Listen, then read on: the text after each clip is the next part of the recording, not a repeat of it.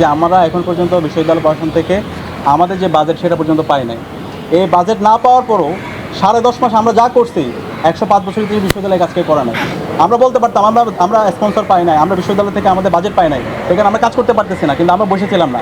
আমাদের এই যে উম্মে সালমা, জুমা থেকে শুরু করে আফসানা, তামান্না, আসি আব্দুল, আমাদের প্রত্যেক সম্পাদক বিভিন্ন জায়গায় গিয়ে অ্যালামনাইদেরকে এঙ্গেজ করে আমরা প্রতিনিয়ত কাজ করে যাচ্ছি এবং প্রত্যেকটা আমাদের ইশতেহার আমরা এডিট করার চেষ্টা করছি।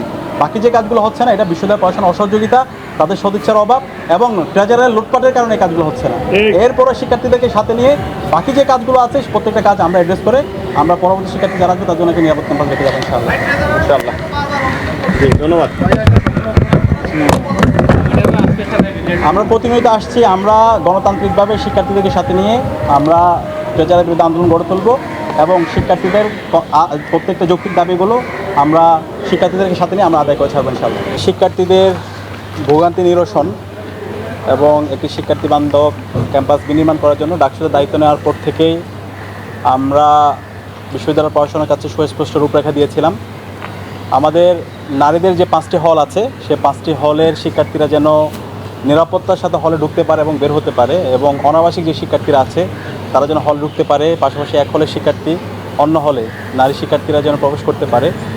এই সব কিছু আমাদের রূপরেখার মধ্যে ছিল এবং সেটা বাস্তবায়ন করার জন্য ডাকসুর পক্ষ থেকে আমরা সিকিউরিটি গেট স্থাপন করার জন্য বিশ্ববিদ্যালয় প্রশাসনের কাছে আমরা সুস্পষ্ট রূপরেখা দিয়েছি এবং সিকিউরিটি গেট স্থাপনের যে বাজেট দরকার, যে স্পন্সর দরকার, সে স্পন্সর আমরা ম্যানেজ করেছিলাম। ডাকসুর যে দ্বিতীয় কার্যনির্বাহী মিটিং হয়েছিল সেখানে এটা সর্বসম্মতিক্রমে ভিসির উপস্থিতিতে, ডাকসুর সভাপতির উপস্থিতিতে সেটা পাস হয়েছিল এবং সেটা আমরা প্রত্যেকটা হল প্রশাসনের সাথে তখন বসেছিলাম।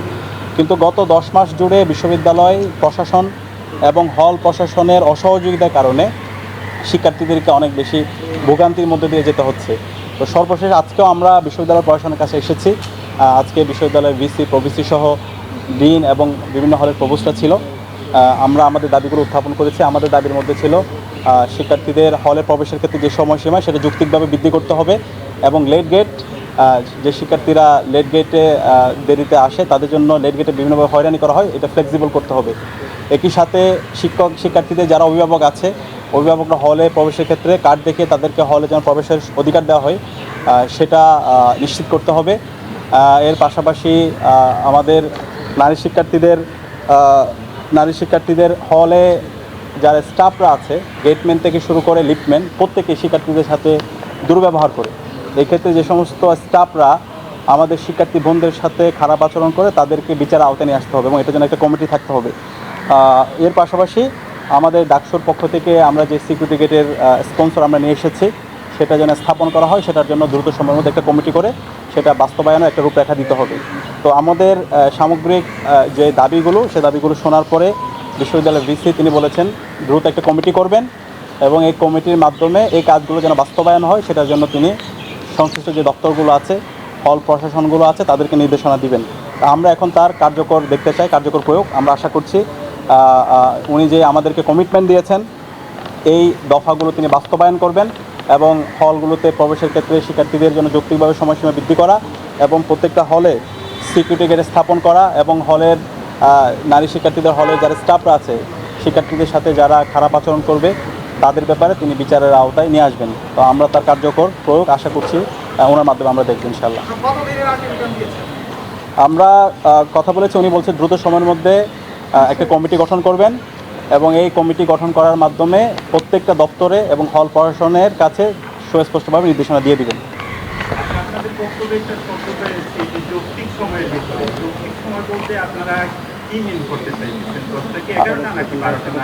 হ্যাঁ, আমরা সকল স্টেক হোল্ডারদের সাথে বসে এখানকার শিক্ষার্থী এবং বিভিন্ন স্টেক হোল্ডার যারা আছে তাদের সাথে বসে একটা কমিটির মাধ্যমে সুস্পষ্টভাবে সময় নির্ধারণ করে এটা যেন বাস্তবায়ন করা হয়।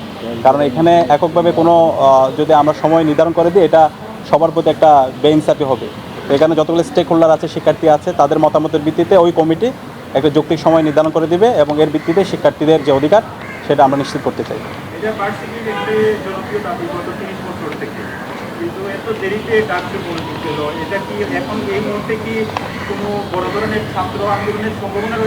ডাকসুর দায়িত্ব নেওয়ার পর থেকেই ডাকসুর যে দ্বিতীয় কার্যনির্বাহী মিটিং সেটার রেজলিউশন যদি আপনারা দেখেন সেখানে আপনারা দেখতে পাবেন ডাকসু শুধুমাত্র বিশ্ববিদ্যালয় প্রশাসনকে দাবি উত্থাপন করেনি, আমরা সলিউশন দেখাইছি।